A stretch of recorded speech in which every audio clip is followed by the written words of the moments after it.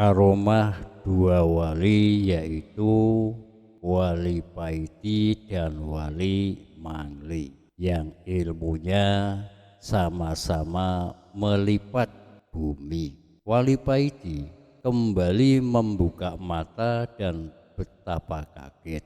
Di sekitarnya tiba-tiba banyak orang berlarian, mereka memakai baju gamis selutut serta bersorbanan.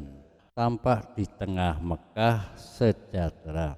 Terdengar suara bisikan peluru berseliweran.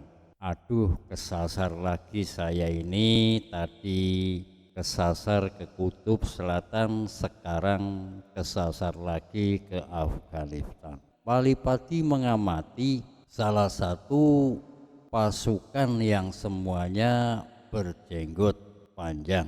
Ia tersenyum sendiri melihat jenggot mereka. Di negara yang dikuasai Taliban ini, polisi memang tidak melakukan operasi helm tapi jenggot. Jika ada laki-laki yang tidak berjenggot maka kena tilang. Wali Paiti berdiri berjalan mencari tempat yang agak sepi. Ia tidak suka dengan peperangan dan karena itulah dia langsung memutuskan pergi saja. Di negara yang dikuasai Taliban, polisi memang tidak melakukan operasi helm tapi jenggot. Jika ada laki-laki yang tidak berjenggot maka kena tilang. Wali Paiti berdiri berjalan mencari tempat yang agak sepi. Ia tidak suka dengan peperangan dan karena itulah dia langsung memutuskan pergi saja. Setelah menunaikan tempat sepi, Wali Paiti mulai merapat doa-doa, ilmu melipat buminya lagi perlahan-lahan. Wali Paiti membuka matanya, tanpa di depannya sebuah rumah yang terbuat dari kayu, layaknya rumah para transmigrasi di luar Pulau Jawa. Wali Paiti kaget dengan orang tua satu ini. Beliau adalah Habib Ali Al-Hasbi dan Fahad Jahar Malaysia yang kemarin juga ikut pertemuan di Mekah. Masya Allah, ternyata kau masih kesasar lagi, batin Wali Pati. Ia melangkahkan kaki mendekati Habib Ali Al-Hasbi. Wali Pati teringat beberapa tahun yang lalu ketika Syekh Malik dari Mekah mau berkunjung ke dalam Habib Ali ini.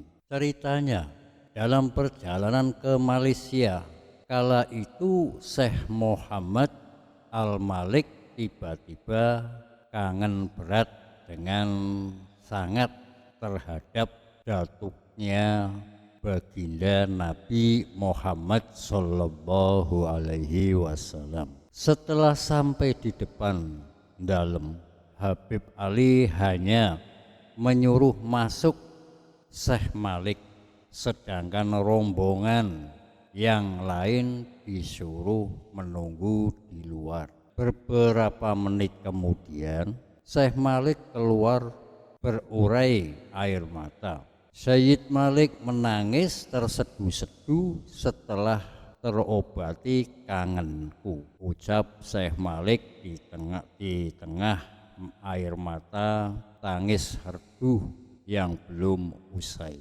Ketika Syekh Malik masuk ke dalamnya Habib Ali Ibnu, beliau dipertemukan oleh Habib Ali dengan baginda Nabi Muhammad Sallallahu Alaihi Wasallam. Mari masuk nak, jangan melamun saja, ucap Habib Ali. Nggih mbah, jawab Walipati lalu melangkah mendekati Habib Ali.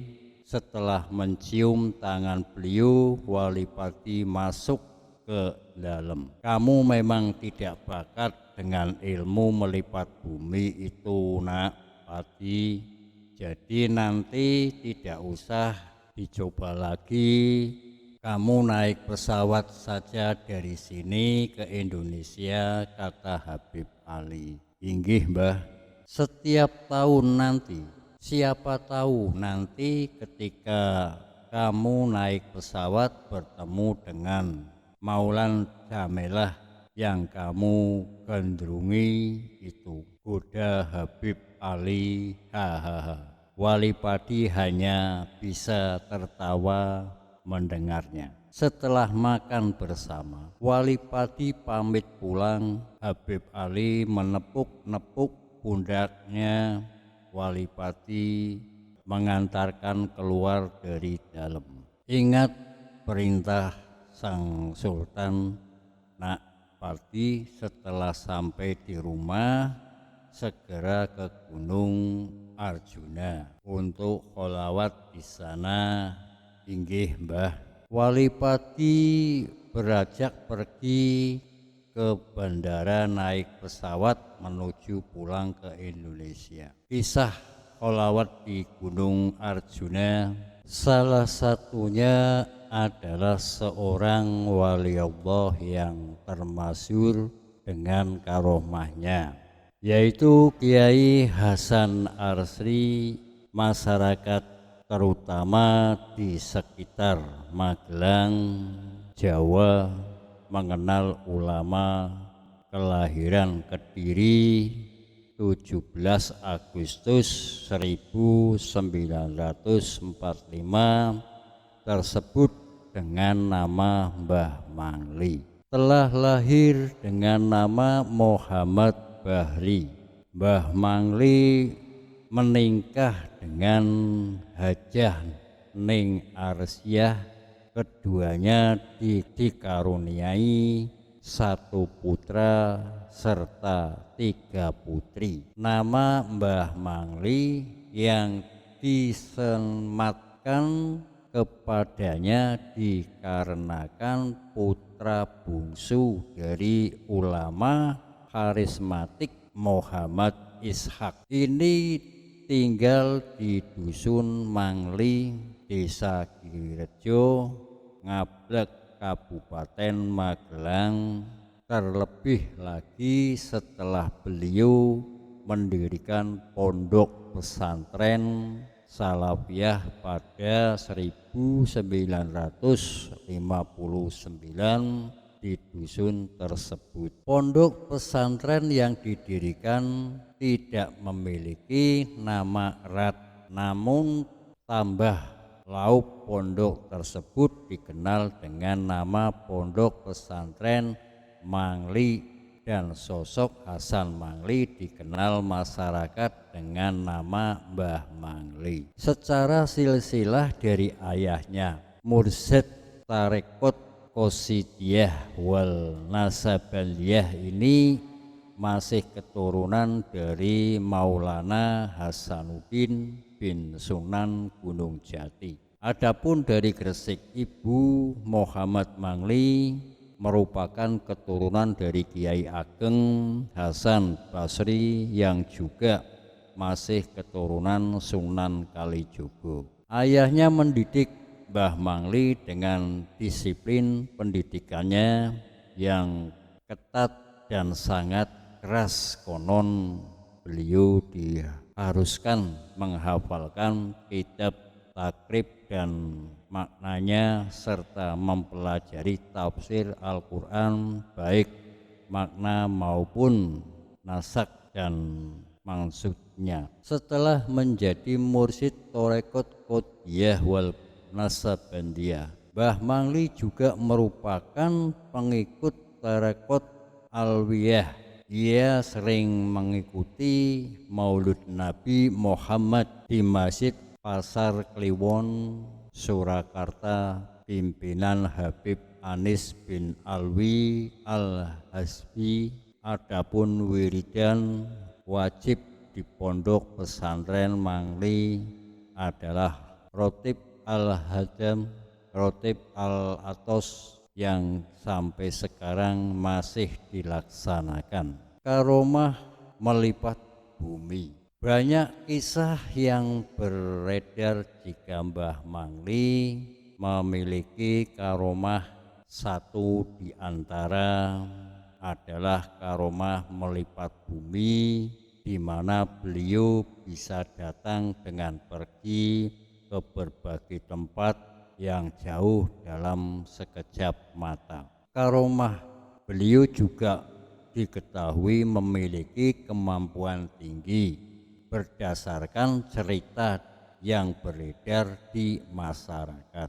Mbah Mangli bisa mengisi pengajian di berbagai tempat sekaligus dalam waktu bersamaan.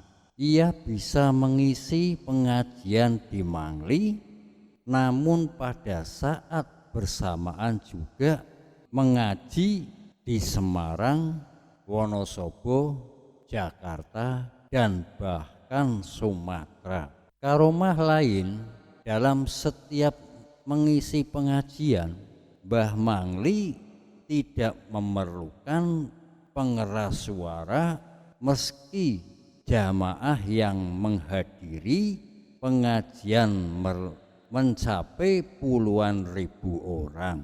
Hebatnya, tak satu pun jamaahnya yang tidak mendengar suara ceramah dari Mbah Mangli. Mbah Mangli wafat pada akhir tahun 2007. Beliau dimakamkan di Dusun Mangli, Ngablak, Kabupaten Magelang. Kiranya cukup sekian dulu. Wassalamualaikum warahmatullahi wabarakatuh.